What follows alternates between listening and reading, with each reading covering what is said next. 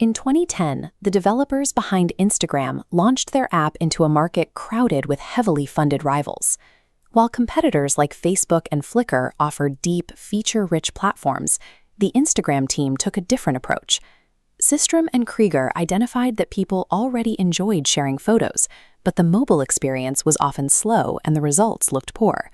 They simplified the process into 3 clicks: take a photo, apply a professional filter, and instantly share. This focus on radically simple, high-desire actions was informed by years of research conducted at the Behavior Design Lab at Stanford University.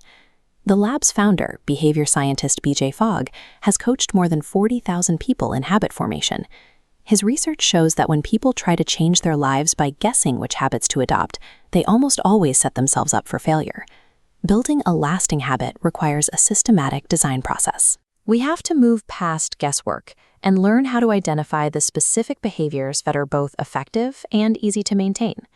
Most of us are taught that change is a matter of willpower. We're told that if we fail to stick to a routine, it's a personal flaw, a lack of discipline. Fogg calls this reliance on sheer effort the motivation monkey. The motivation monkey relies on the motivation wave, a temporary surge of energy that makes us feel like we can achieve anything. But when that wave inevitably recedes, we're often left with a difficult routine that we can no longer sustain. To solve this, we use the focus map. This tool helps you navigate around the motivation monkey by finding habits that fit your life even when your energy is low.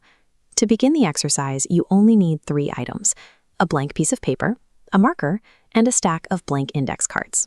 In the next 5 minutes, this mapping process will isolate the 2 or 3 golden behaviors that are perfectly matched to your actual routine and your unique psychology. Step 1. Draw a large cloud in the center of your paper. Inside the cloud, write your primary aspiration. For this exercise, we'll use the example, get better sleep. It is important to distinguish an aspiration from a behavior. You cannot do better sleep. That is an abstract desire. A behavior is a concrete action you can perform at a specific moment, like pressing the on button on a white noise machine. Step 2 is the swarm of behaviors. Take your index cards and write down at least 10 specific actions that could help you reach your aspiration. Use 1 card for each behavior. To fill your cards, use the magic wand technique. Imagine you have the magical power to make yourself do anything. In this phase, do not worry about cost, difficulty, or whether the idea seems realistic. Cards might include installing blackout blinds, eating dinner 2 hours earlier, putting your phone on silent, or purchasing a new mattress. Creating a broad swarm of options prevents us from defaulting to the difficult, high-effort habits we think we should do, and allows us to see the full range of possibilities.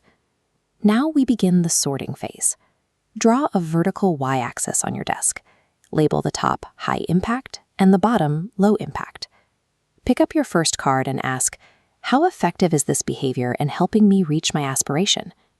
In this round, ignore how hard the task is. Focus only on how much it would move the needle. If it's a powerful solution, it goes at the top. Continue this process for all 10 cards, sorting them along the vertical line based purely on their potential effectiveness. By mapping impact first, we ensure we don't spend our time building easy habits that don't actually lead to the result we want.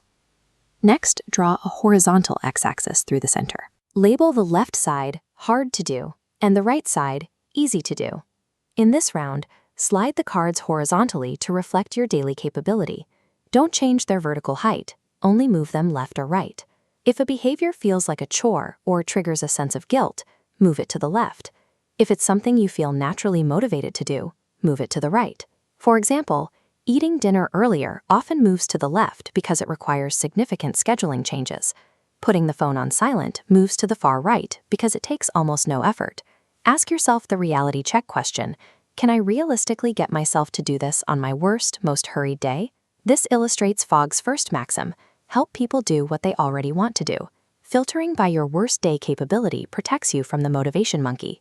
It ensures that even when your energy is low, these behaviors remain within your reach. Now, look only at the top right corner of your grid.